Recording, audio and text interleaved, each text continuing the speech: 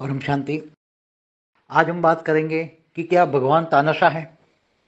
लोग भगवान को समझते हैं कि उसकी मर्जी से ही सब कुछ होता है, उसकी मर्जी के बिना पत्ता भी नहीं हिलता, वही सब कुछ चलाता है।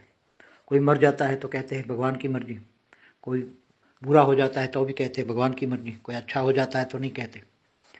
तो ये सब क्या भगवान ही चलाता है? देखो, ये सब भक्ति मार्ग के शब्द है।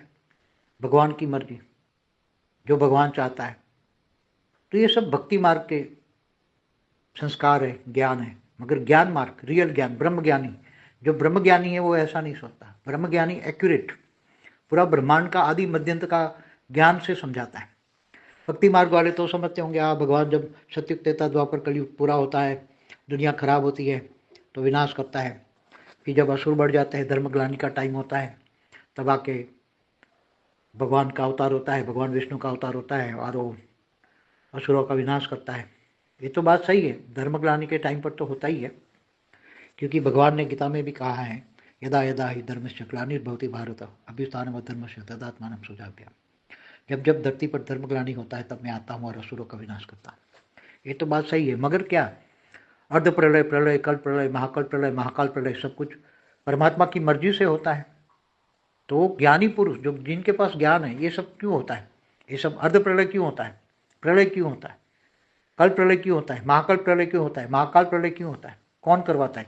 तो ये ब्रह्म ज्ञानी होता है। ब्रह्म ज्ञान, सारा ब्रह्मांड का आदि मध्यंत का ज्ञान जिसके पास होता है, वो सब कुछ समझ पाएगा। तो ज्ञान के आधार से जो समझाता हूँ कि हर आत्मा फ्री विल होती है, हर आत्मा अपनी मर्जी से चलती है और अपनी मर्जी से आत्मा कर्म बंधन में आती है और इसका हिसाब किताब होता है तो सुख और दुख पाती है।